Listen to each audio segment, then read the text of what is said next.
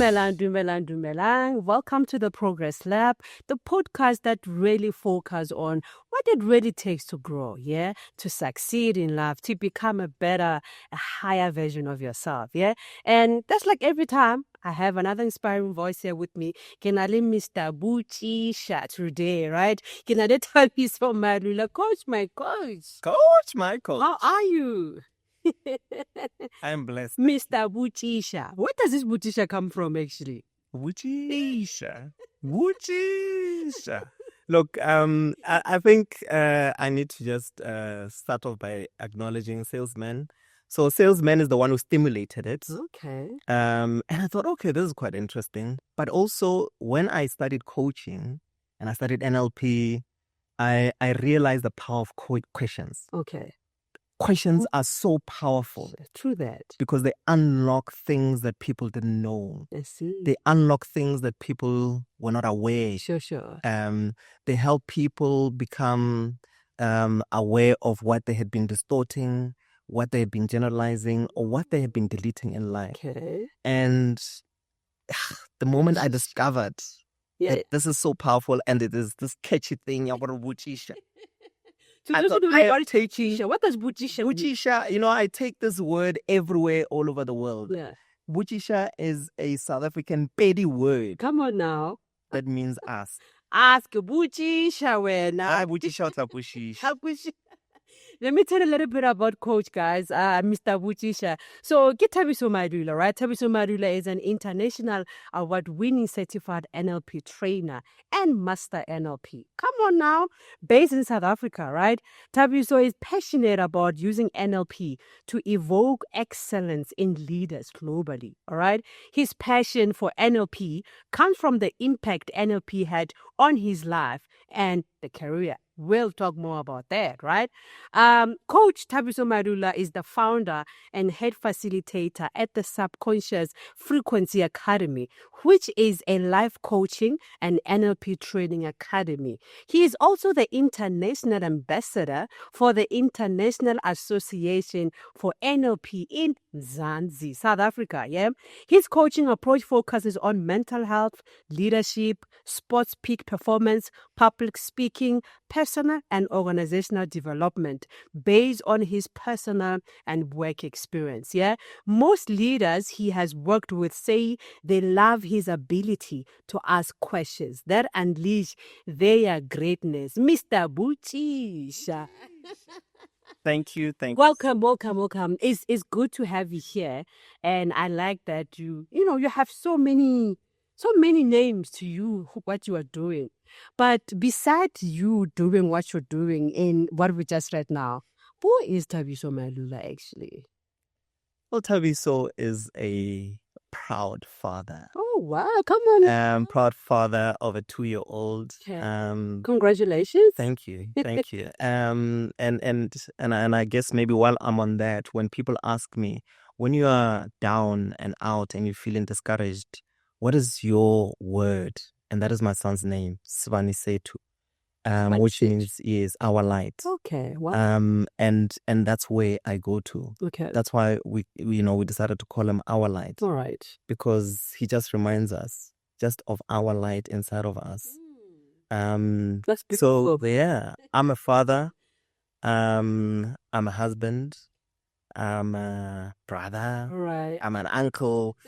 Thabiso was born in Bolovedu, a very large village in Bolovedu, in Limpopo. Okay. The one famous for having a female. The rain queen, Keisha. So we make it rain, Judge.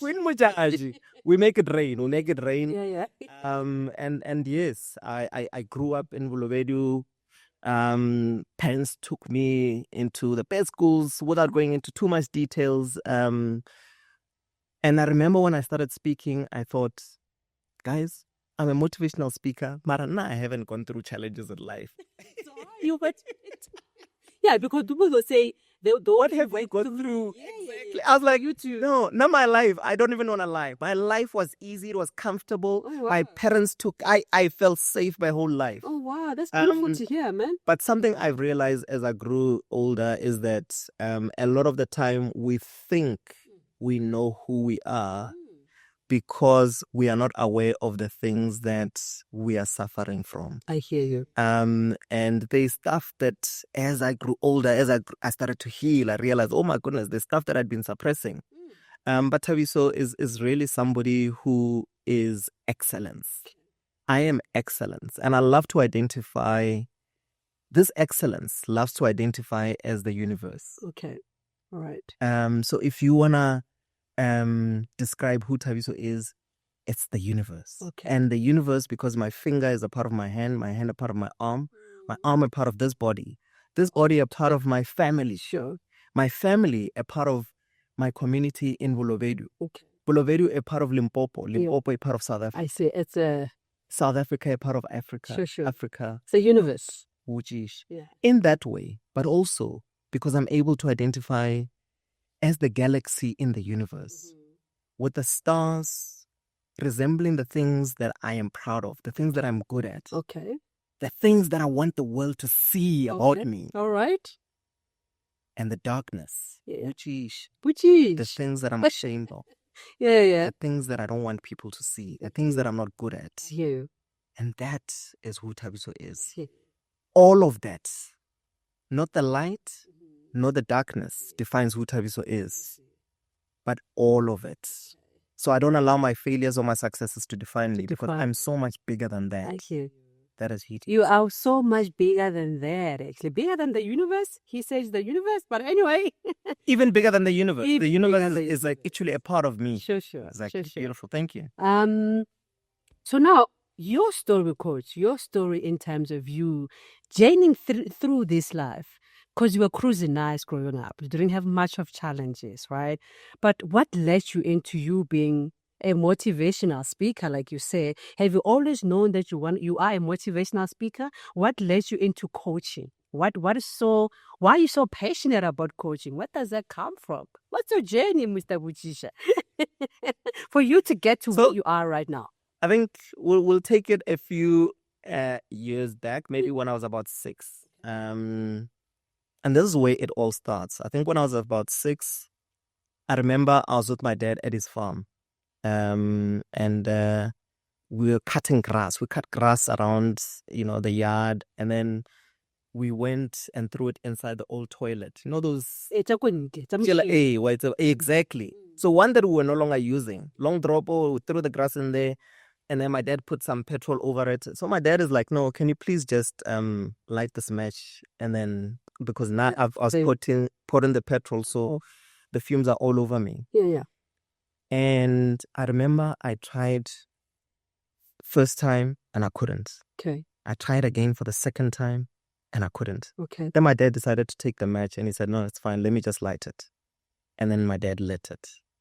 The moment my dad lit it, there was a massive explosion. Sure. Massive explosion. My dad caught fire and I saw my dad as a flame. Oh, no. Running. Oh, no. Until he managed to roll on the floor. And I remember, I think the only thing that happened to me was that my hair got burnt. When I did this, my hair was falling off. All right. Went to the hospital. Sorry for that, man. It's okay. I held it. Here's what happened. My dad, fine. I mean, till today, my dad still got the scars on his body. Okay. I blame myself for that. Okay. Why? Because I felt if I had been able to light that, this wouldn't have happened to my dad. So you grew up having that guilt in you. I held that guilt and I felt this is what I started telling myself. I am not good enough. Oh my God. I am not good enough. Okay. I was not good enough to light that. Yeah. Now. Something so simple. Something that's simple. But you were young, man. And I'm sharing this for insight because sometimes we can allow certain events to actually influence our entire life. Yeah. Because my entire life, because I kept on saying I'm not good enough, I looked for proof to prove myself right. That you're not good enough. That I'm not good enough. So what you're focusing on mostly is actually what will keep bouncing back at you. I kept on looking for that proof. Even if it was not the proof that I looked for, I distorted it to make it fit my identity. Yeah. And that's how I went through life. And, fortunately, there were certain things that I was able to do that maybe allowed me to just maybe escape that, forget about that. Like when I played soccer, And that's probably because soccer was one of the happiest moments that I had with my dad. Okay. We used to travel together. He owned a soccer team. Oh. So we used to travel together and I would go there. I remember the way I loved his soccer team, I used to, believe that if I write Kaizer Chiefs versus say Sparkling Stars on a cassette, and I put it in, I'll see them playing, and I guess that was NLP back then before I even knew it, that if you believe in They've already, so I remember doing that. And but then after the incident, this is in my memory, after the incident, my dad stopped the soccer team. And I thought it was punishment for what I did to him. Yes, sir. My interpretation. Yeah. Went through life, went to English schools, and I remember the first time I started feeling like I'm not good enough was then speaking in public.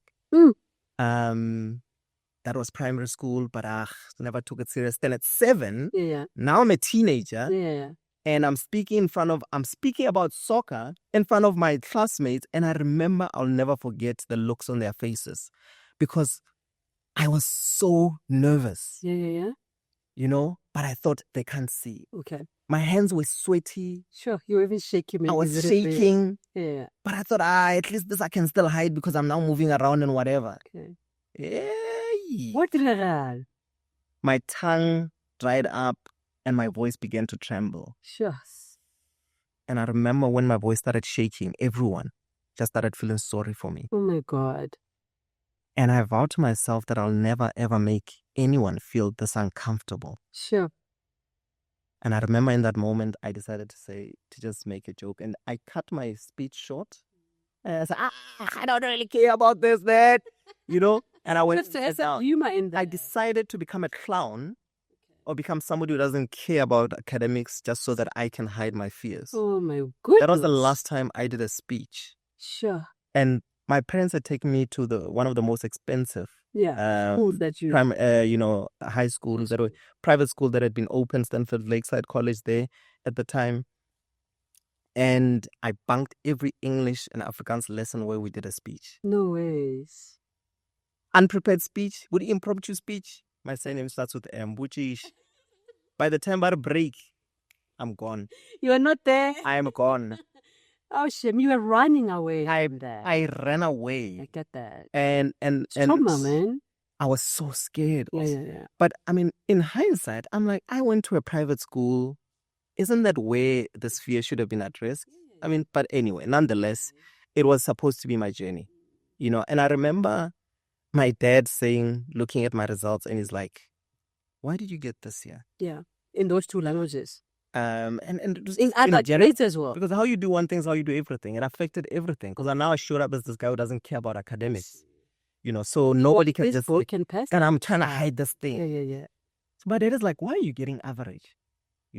And you were never like that. Exactly. I used to excel as a young child. So my dad is like, "No, what's going on? Why are you getting these average?" I'm like, "No, but at least everyone else did that." It's like, "No, don't settle for average, my son." That says to me something right here, Dad. Check with your kids, yeah? Maybe your kids have been excelling throughout the grades, but all of a sudden they're now passing on an average. Maybe there's a time where you now need to pay attention to say what is really going on, because like he says right now, clearly there was something that made him to now become an average student, from an A student to average. So check as a parent your kids, man. Yeah. So thank you for that. In fact, I mean, in mental health, for us to get to a point where we diagnose someone, there needs to be a deviation from the norm. Yeah. So the moment there is a behavior that is out of the norm from how you normally used to behave, sure, that is now causing a problem in your academics, in your relationships, we need to now start something. So you absolutely, thank you for being spot on that. Yeah. And yeah, so my dad was like, "Why are you settling for average? Don't settle for average." Yeah. Yeah. I want you to excel. Ooh. And I realized I settled for average because I wanted to hide. I see, man. I wanted to hide something that my classmates already knew. We had a 20-year reunion now, lately, a few years ago. And I was like... They still see you that way? No. Yeah. They were like, "Oh no, Thabiso, we hear now you're an international speaker." Oh, wow. I'm like, "Yeah, guys, I don't know if you guys didn't know. I was afraid of speaking." Like, "Oh, we knew." Yeah. I'm like, "What?" I spent so hard. I did something that everyone knew. Sweet, yeah. You know, and yeah, went into varsity, the same thing. Sure, man. Bang. You're running away from you, I was- basically. You know, there's a student who went with me to Medunta, and she's like, Thabiso, you robbed us. Ish, You robbed us. Yeah. Like, we didn't get to know the real you. Yeah, sure. And I was like, unfortunately, Yeah. it wasn't a choice. Oh my God. You It's know- very similar to mine, but I guess you. I And resonate fully. When I started working, now we sit in the board meetings, in the boardroom, in staff meetings, and they hear I'm well spoken. They're like, no, can you please go and do the welcoming? Can you please? I'm like, no. Oh, you're okay within. So within small groups, I can interact. But the minute Put me in the spotlight. Hey. Wuchisha. Hey. It was just, I mean, but I had to do it because now I didn't want to seem like this person who doesn't appreciate my work. Okay. And I spoke through the shaking voice. I Sure. pushed through it. Sure. I spoke for about 2 years. You've been just. I did that. Okay.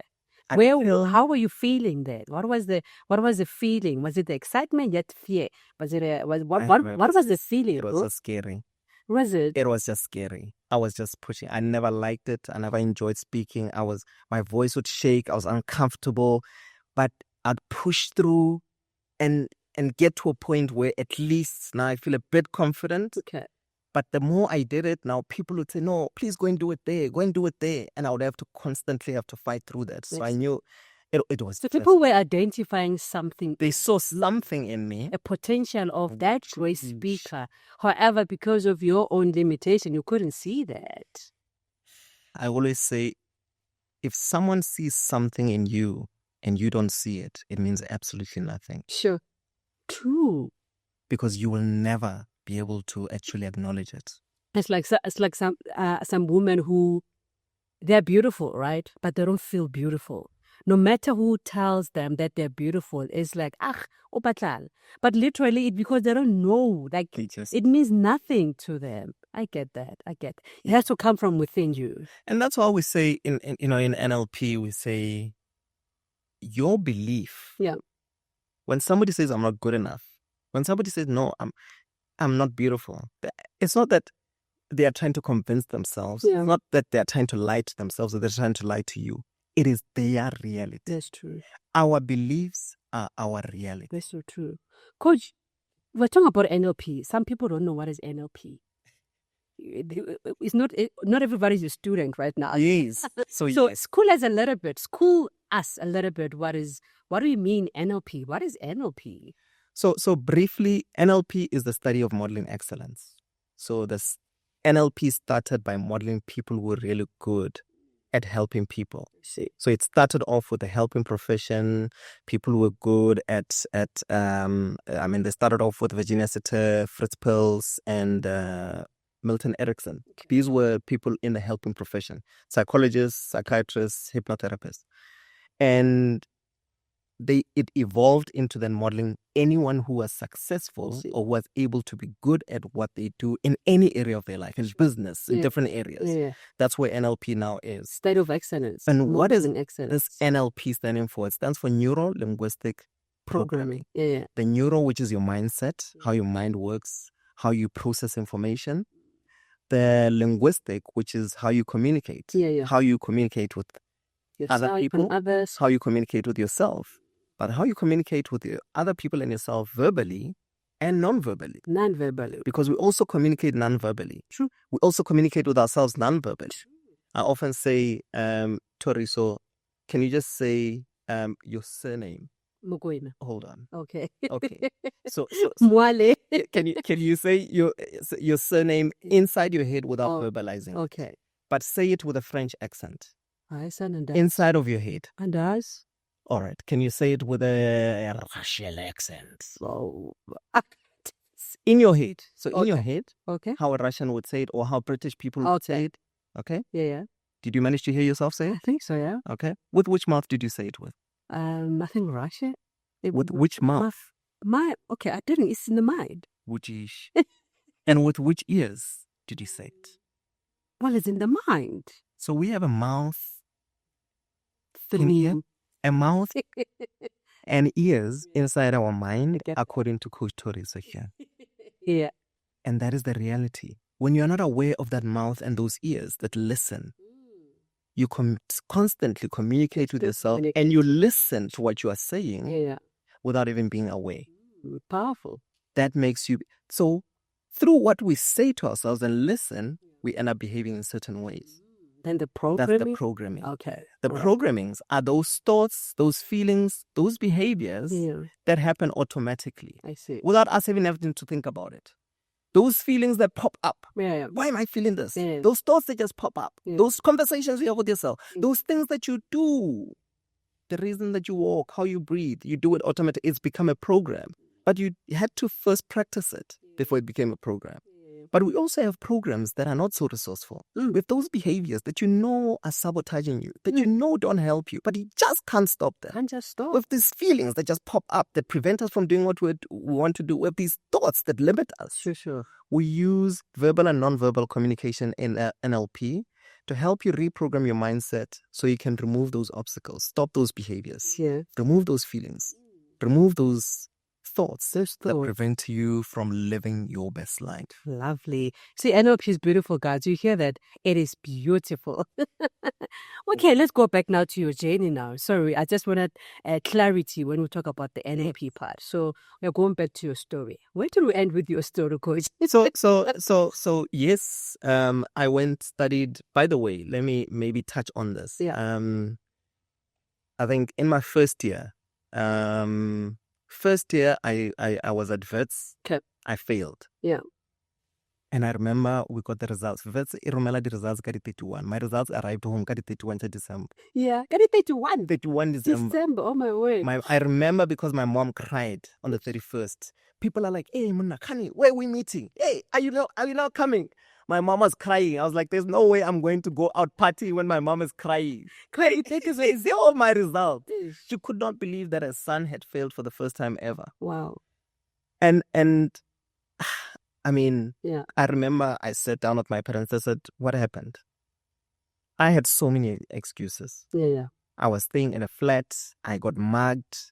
I got mugged while I was coming from the library. I had so many excuses. I had a maths lecturer who could not speak English properly. Sure. I had so many excuses. I hear you, Coach. But I said to my parents, to be honest, I'm the reason. I was playful. And that was the truth. I was playful. Right. And that's when I said to myself, I'm going to go to Medunsa. I wanted to become a doctor, by the way. Okay. I'm going to go to Medunsa. I'm going to get a degree and then do what I want to do. Sure. I couldn't qualify because of my average. Of course. To do medicine, so I studied psychology. That's how I studied psychology. Excuse me. All right. In my final year of psychology, I realized, whoa, I love this. Okay. And that's when I started excelling. Okay. Going into my honors, I was getting distinctions. Right. And I realized something. Once you know what you want to do, and I'm so grateful because I remember my friends were like, Ish, and said, come and just see how we work. And my idea of a doctor was always the idea of, no, when you go into the better. No. Yeah. When you go and see a doctor, go practicing, and then they sit there and they say, hi, what's wrong? What can I help you? Oh, where is it so? Oh, it's over here. So that's the idea of a doctor. That was my idea. Yeah. And I realized, no, my idea of a doctor was a coach, basically. Okay. So, let me ask you this question. You study psychology and then you did NLP. The two. In psychology, are there practical ways of unstacking you to where you were at compared to NLP? Because when you do NLP, you literally coach yourself. You heal you first, then you become that. In psychology, is it just theory or do we get into the practicalities of becoming somebody anew? So you don't get to actually practice anything on yourself. We didn't practice anything. We didn't. In the course that I did, you get a lot of theory, and it's up to you how you interpret it and how you then go and use it. Right. Okay. But now you must understand something. NLP comes from psychology. Sure. And it came from, Virginia Satir, she did family therapy. After they modeled her, she couldn't believe that she was doing that. Wow. Okay. After she had written all these books and she had shared all this content, Oh, wow. Okay. she was like, what? I wasn't even aware. So there's Fritz a model Perls that, yeah. contributed to the field of psychology. When Fritz Perls was modeled, it came from videos when he was late. Okay. Because people kept on asking, how do you do this? How do you identify this? How do you figure this out, that this person had this? And it's like, well, you just know. Even you couldn't explain it. Okay. You just know. Okay. Later we discovered, what he was doing is sensory acuity. Okay. He noticed the cues that this person was giving I see. when they were answering certain things. And that's how he knew, oh no, this person, when you've got issues with your mother. And they're like, but how did you know? Okay. But he noticed every time this person is speaking about the mother, there's certain cues. Okay. And then he's like, okay, fine, let me check. Okay, when you're speaking about something that makes you angry, I'm seeing the same cues when you're speaking about something that makes you angry. So in psychology, I mean, obviously CBT, there are certain practical things that you can do. Exposure therapy, you expose yourself to. So exposure therapy would have been probably what I was doing, in the sense of expose yourself, but bit by bit, expose yourself to something that scares you, bit by bit, till you start feeling comfortable with it. You know, so there are those practical things that you could do from psychology. I think it's just that the power with NLP is that it's instant.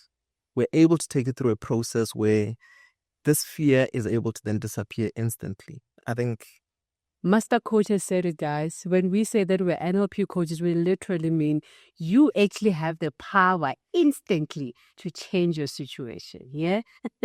it's and I think it's fitting for the generation that we have today, the microwave generation. I'm NLP is your go-to for your healing. I mean, when I say to somebody, come to me for a session, in that session, if you are coming for a particular trauma, by the end of that session, that trauma will be healed. That trauma will be healed. And it's not healed. This excites me so much, guys. That's the beauty of NLP. Yeah. You know, and I mean, we can help you deal with that trauma without you even talking about it. Sure. For us men who don't want to talk about stuff, I can take you through a process to deal with the trauma without you even speaking about it. You know, that's the beauty of it. As long as you're able to take lessons out of that, then you're able to then find. I hear you, coach. So now you graduated, and now gone through, and where do we move to? While I was doing my honors, I met this guy. I need to mention him. Nick. I meet Nick, and Nick says to me, gives me a lift while I'm working from varsity. And he's like, hey, you studying psychology. Did you hear there's this thing called NLP? Okay. I'm like, no, I didn't know. Hey, he's like, hey, NLP is this powerful thing. Wow. I'm like, really? Hey, okay. You get fascinated as well. Nick Makanan. So I was just thinking about his surname because I know he's changed surnames. Hey, if I'm using the wrong surname, Nick, I'm sorry, bro. Askies. But yeah. So Nick tells me about this thing and he's so passionate about it. I'm like, hey, Nick, I'm interested in this thing. I then fast forward. I think when I was doing my second year of work, I decided, let me just go and experience this NLP. 2011. Sure. 2011, I go and experience, and I'm like, wow, I want to do what this guy's doing. I see. From the first day I sat in that class, wow, I said, I want to do what this guy's doing. Okay. And 2 years later, I took my bonus, paid for me to do the full course, and I went. I've never looked back. I was like, I'm now using this. Doing NLP, that's when I started now saying, I'm now going to do motivational speaking. Okay. I started speaking. All right. That unlocked something else. I remember one of the top students at one of the universities here, the South African College of Applied Psychology, was one of the students that I was mentoring in my workplace. She came there and then she was like, wow, I've never had somebody who understands mental health in the way that you do it and explains it in the way that you do. So she then went and recommended me to be a lecturer at SACAP, South African College of Applied Psychology. Oh, nice. I then worked at SACAP part-time. So while working at a rehab center with people with mental health and addiction problems, in the evenings, I was then lecturing abnormal psychology for first years. So I did that. It was just too much for me to handle. Sure. But I wasn't able to lecture. I thought to myself, who would have thought I would then be lecturing? But what was your turning point in now being so confident in the public speaking? Because there is somebody out there right now at home who still has trauma, Something happened when they were 10, 11. Something happened on the stage fright there, and now all of it. But they know that, like, guys, I'm called to speak. But somehow I just can't put myself to stand right in there. What can they do? Practical ways of starting the journey of becoming that person. Two things. Yeah. I mean, obviously there's processes to help you with that, but two things I think that made a difference, that makes the difference for me. Yeah. One, in class, I remember I modeled Martin Luther King. Okay. And I remember sitting there and so what is modeling? You look at Martin Luther King and you say, okay, fine. Looking at Martin Luther King and I'm saying, seeing all these qualities that I see in him. And I remember I saw Martin Luther King saying, I have a dream, standing in front of a whole lot of those people. Telling you, multitudes. And I then started describing what are the qualities I see in him. Wow. And going through that process, the person who was coaching me then said to me, so Thabiso, how do you know that a windscreen of a car has got a crack? Okay. And I said, I don't know. Well, because you see the crack. And it's like, no. You know that the windscreen of your car has got a crack because you know when there is no crack on that windscreen. You know how it looks like when it's perfect. Okay. Buchish. You see the cracks in your life because you know how the perfect you looks like. Oh, come on now. Oh, come on now. You know how the perfect you looks like. Yeah. Martin Luther King. Yeah. That was perfect. Is the perfect you. Yeah. And when I said describe Martin Luther King, you're not describing Martin Luther King, because if I ask somebody else to describe Martin Luther King, different, so they are going to write different things. You're just describing qualities inside of you that you are projecting out into the world. Sure. And Martin Luther King helps you see those qualities that are needed. Perfect version of you. Yeah. When you look at yourself, you see the cracks, but notice the cracks are there. Yeah. And be grateful you can see them, because it means that you know. What does it look not to have? How you, without the perfect way of how it looks. Buchisha. and it's so important. Yeah. You know, it's so important to embrace our cracks. We want to hide our cracks. Yes. Our cracks are telling us a story. Yeah. Our cracks come with a story. I just shared the story of my life right now. Yeah. Somewhere, somehow, someone feels like, oh my goodness, somebody who went through that can overcome and get to where they are. Yeah. They're inspired by that. Yeah, true. Your story, sometimes we think it was a setback. It was just setting you up. It was setting you up for something greater. Imagine running on the beach, a beautiful woman. Imagine seeing a beautiful man or woman. For those of you, man or woman, who's naked, running on the street, on the beach. Yeah. But when they pass, there's no crack. It's just smooth. And they're behind. Yeah. That would be so weird. Yeah. True. It's so weird. Yeah. Many of us don't want our cracks. Appreciate the cracks in your life. Yeah. And just to add more to what you're saying, that you wouldn't be the person that you are today if it wasn't for the cracks. But if you could embrace the cracks in your life, there is power in that, because it means that you have learned the lessons in what created those cracks. But if you keep running away from your own cracks, who will embrace it except you? So start embracing those cracks and give it a different meaning. Give it a different, reframe your from being that victim into being a victor, because of you can decide that yourself and nobody else. Yeah, absolutely. So one, the people that inspire you, get the qualities, because those qualities are qualities that you already possess. You might not be using them, but they're inside of you, and allow them to start seeing them. Yeah. Second thing, once you've seen that, for me, the greatest difference, I remember I went on the Moses Mabhida swing. Yeah. A week before I was doing a talk. And I remember I said to the people in front of that talk, I was like, guys, I just realized something. The same fear that I was afraid of is the same feeling that I felt when I was on the Moses Mabhida swing. But because I was excited, it was adrenaline. Wow. Okay. So it was a beautiful. And I sight you realized did it. the same feeling, the feeling doesn't change. Yeah. It's the meaning that I give this feeling True. that makes it a can horrible feel it. experience Yeah. or makes it a great experience. And the moment I started giving this as adrenaline, I now realize that if I don't get anxious when I'm speaking, I'm not going to be as sharp as I want to be. Okay. So my anxiety allows me to just just- be sharp I and see. come up with these amazing So it's ideas. when good I'm, for you. it's amazing for me. So I embrace it. Yeah. And now when I give it a different meaning, it no longer holds you debilitates me. back. Doesn't hold me back. Yeah, it actually empowers It you empowers. to be more creative too. That's beautiful. I'm not at a point where I say, if I ever stop getting anxious before I do a talk or I do an interview or anything, There's something wrong. then I need to stop. That is, I hear you. I no longer care. So your anxiety, your anxiousness is a sign that you care. That, however, comes from self-mastery. I mean, for you to understand yourself, it means then you now understand who is Thabiso. You know that you have anxiety, you know your cracks, and that's now in practical ways of embracing those cracks of yours. But that takes self-mastery.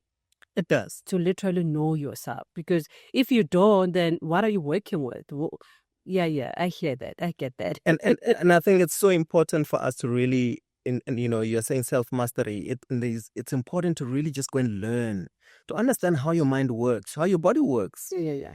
For how your mind works to give you the results that you are getting. Yeah. What are the things that are influencing you? Because we've got past experiences, we've got beliefs, we've got values, the things that we hold to be important that are influencing how we behave today, that are influencing how we see life today. And if I'm not aware, Bujish, you cannot fix something that you are not even aware of. Yeah. Self-awareness, guys. Self-awareness. Very important. I hear you, coach.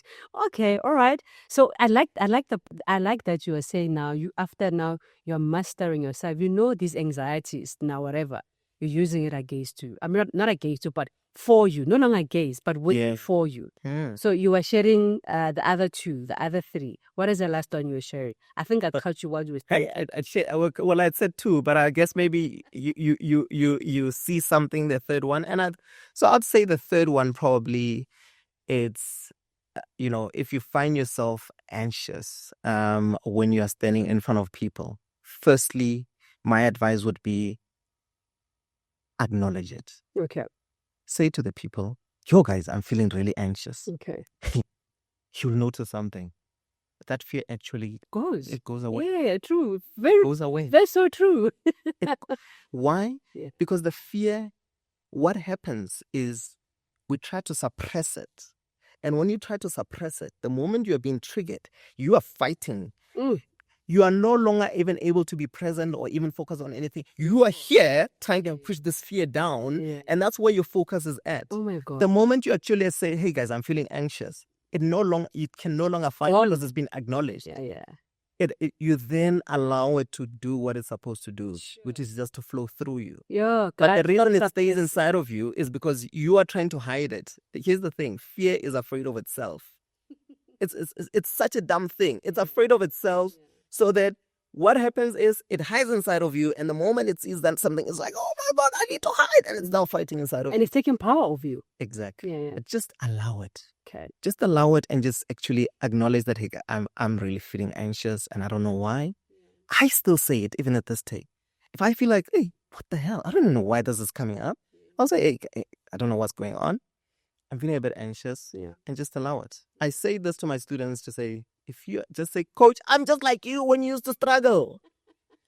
Yeah, it's okay, guys. It's okay. And then it's okay. Yeah. Just allow yourself to be. And really, there's this story I used to share for some of you who maybe might identify with it. Yeah. And there's a man who walked into a yard, and halfway into the yard, between the gate and the door, these two large angry dogs came running at him. And he looked at the gate, looked at the door. Yeah. Where do I go? Yeah. This man saw there's no way he's gonna outrun these dogs. He decided to run at the dogs. Okay. When he ran at the dogs, these dogs turned around and went. And I realized something. When you run towards your fears, I like the story. when you run towards your fears, they become insignificant. Very, very. So sometimes you just need, with courage, and you need to run. Oscar, go with courage. Oscar, go with courage and go for it. Whatever it is that you want to do, go for it. Give it a shot and just try it. You know, you might actually just surprise yourself. Yeah.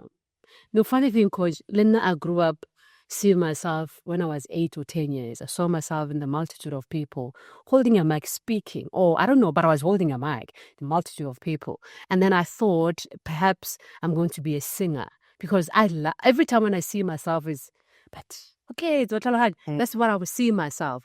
And somehow along the journey of life, not before that, I joined choir at school. I thought at that time there was no way that speaking was there or there was coaching or anything like that. I just thought a person who holds a mic mostly is when they sing. Oh yeah. And then I went into singing do re mi, but the voice was always not the best one. But I just wanted to fulfill that part of holding the mic, right? Yeah. Until life happened. Banaba school about you're beautiful bad. So it killed my self-worth, my self-confidence, to a point where I never wanted to look at people. Because every time, they would say you're beautiful, but your nose. You're beautiful, but your nose. So I hated myself to the core that I thought I'll do plastic surgery when I grow up. Because I didn't want to see myself the way I am. So that little girl who grew up, I had already lost myself. So I did IT at universities, not because of that's what I loved doing, but because I was running away from speaking to people.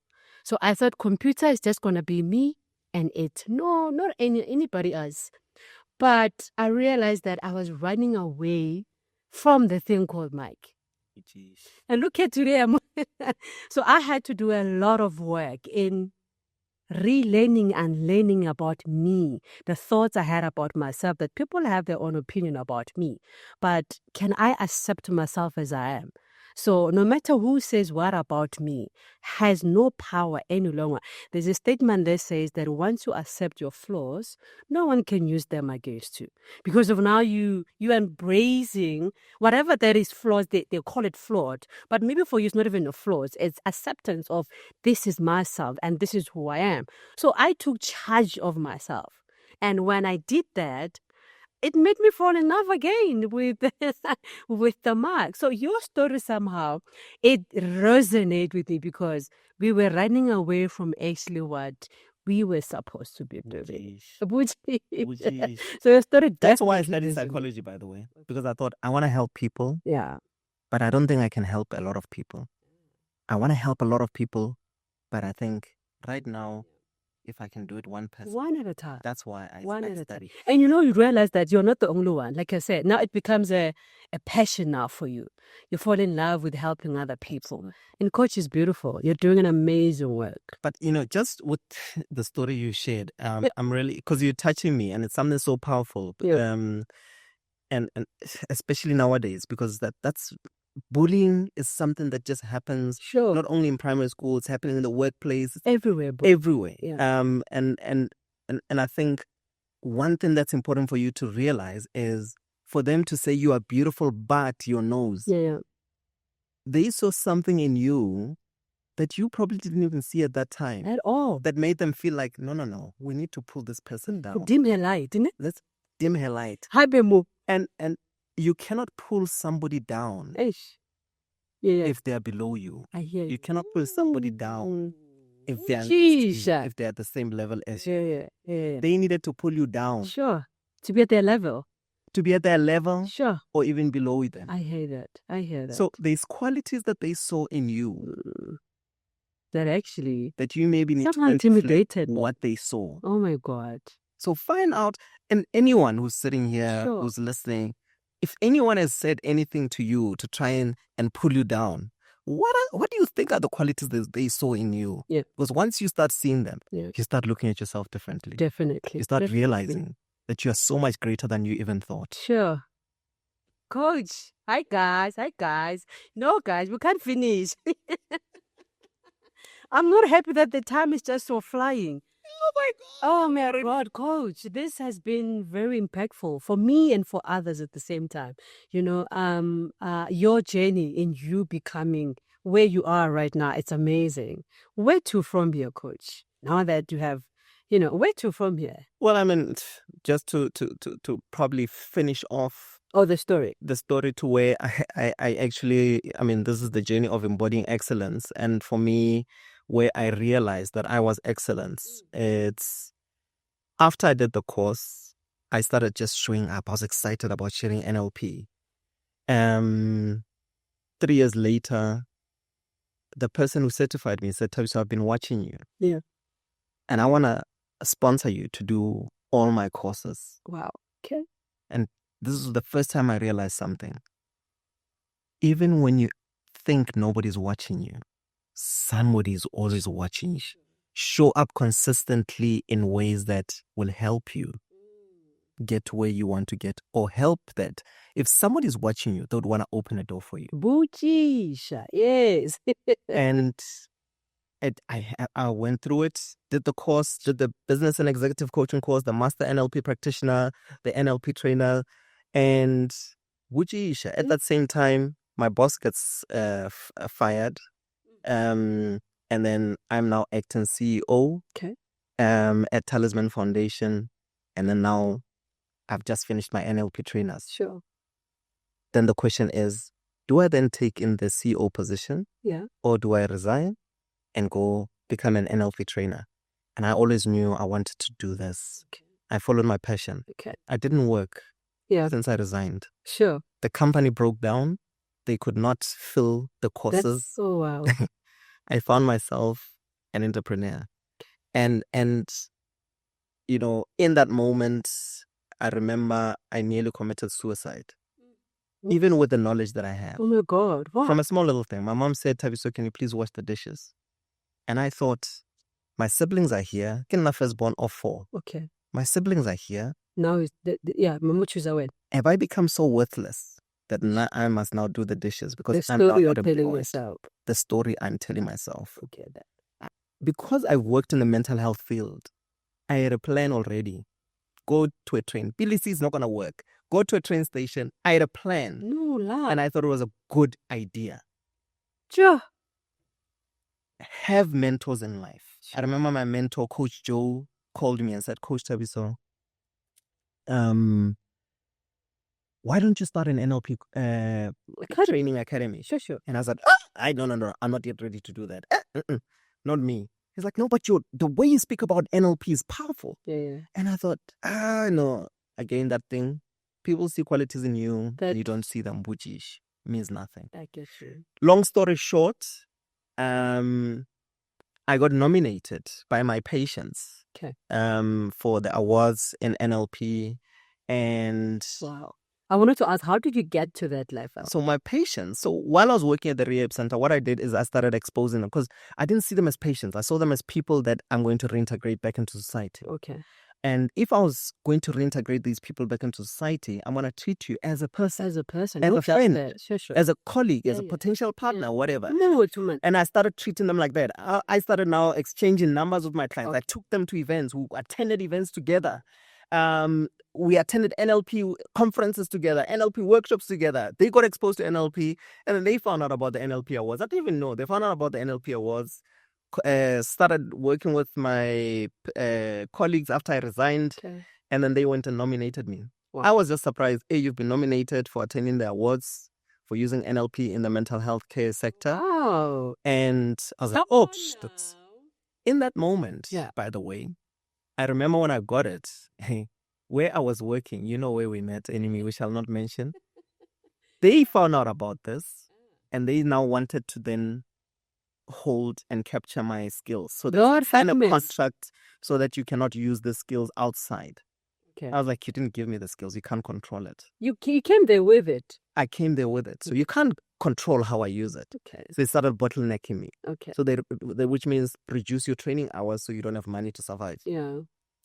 And in that, I remember I then decided, you know what? I'm going to ask for help. Okay. I decided to be vulnerable. Okay. allow yourself to be vulnerable. Allow yourself to be vulnerable in life. Yeah. I remember one client, one student called in, like, Thabiso, I'm sure you're excited about winning this award. You're going to win it. The way you've touched my life, I know you're going to win it. And I was like, I don't think I'll be able to go. Right now things are a bit tight, but we'll see. Yeah. She's like, no, Thabiso, I believe you're going to go. Rebecca Hatlani, she's like, I believe you will go. You are going to win that award. I believe so much that I'm willing to pledge 5,000 rand. Wow. And please, I know if I say you must send it, you're not going to send it. Before you hang up, just send it now while we are talking on the phone. Yeah. I sent crying. Yeah. And she deposited 5,000 rand. I remember that 5,000 rand, I used it to book the flights. I think or pay for the tickets. I can't even remember which one. Yeah. But I think return flights were about 6,000 or 7,000. Where was it? Flights to London. To London, right. Paid immediately for the flight, booked, and I was like, okay, I'm going. Yeah. It's done. I'm going. Or where am I going to stay? We'll figure it out. Yeah. A week before I went there, those people who had employed me said, we've decided now, sorry, we took some time. We've decided to buy you a house in 4 ways. We're going to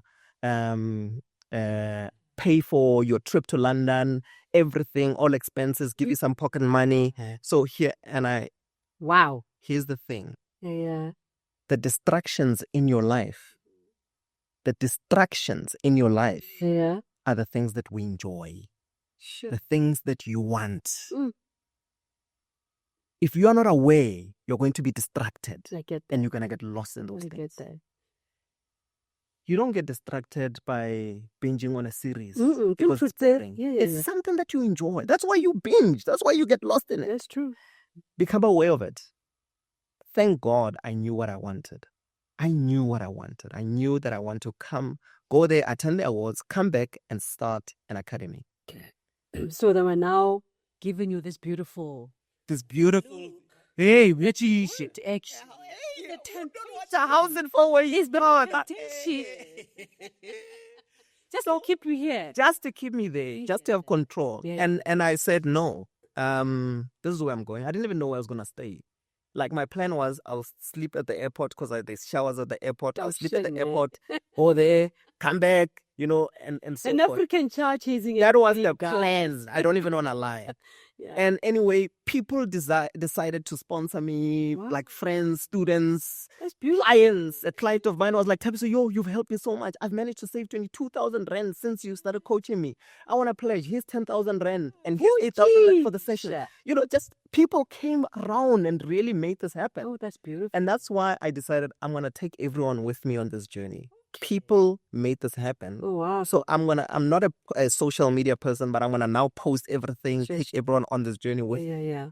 It's beautiful. Went through that, got there, and I think the day before I took my flight, a lady that I used to do programs for said, Thabiso, we heard you coming this side.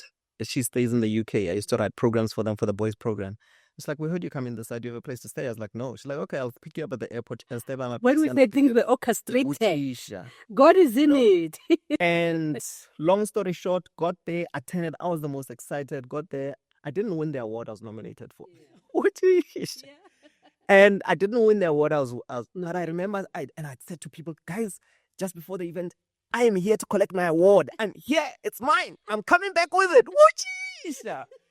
Didn't win the award. And then while I was sitting there, they're like, we decided to create a special award for this person who inspired us. Why? Because when we found challenges along the way in organizing this conference, all we needed to do was go to social media. Okay. And just watching what he did to attend this conference. Leaving South Africa for the first time. Sure. To come to London. Oh, wow. We're completely inspired. And, when they said this award goes to Thabiso, the Inspiration Award, we decided to create an award for the first time specifically of Inspiration. Well, that's excellent.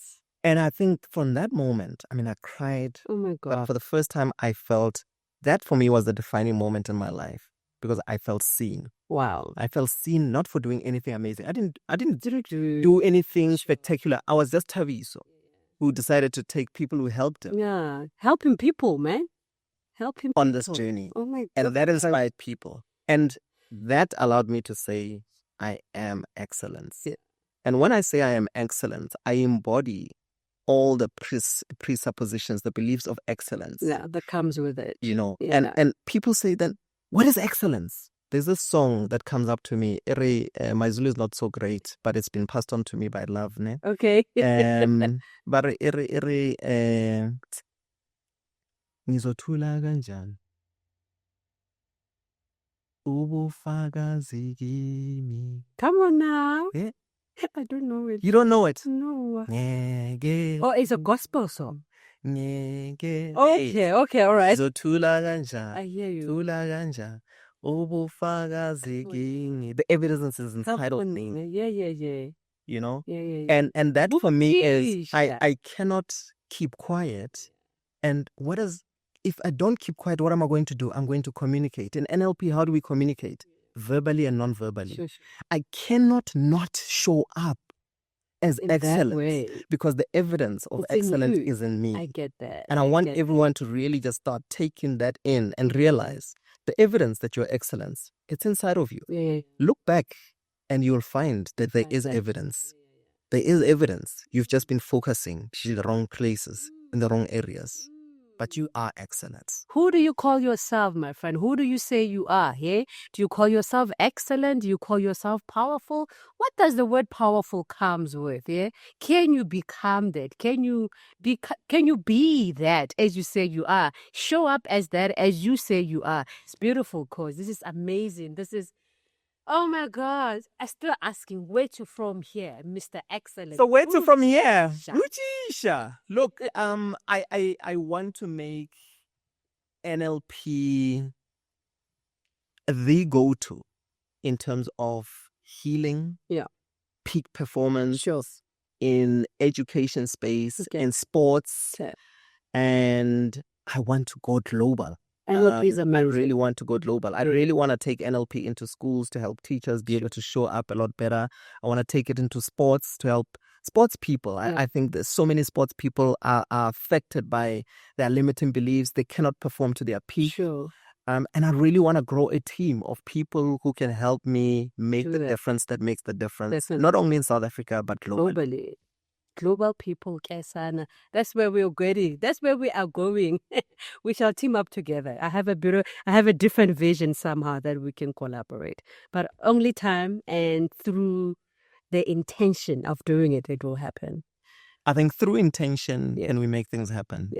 So I am in. Yeah. Right. Happen. This is beautiful. Wow. This one is a people's coach, guys.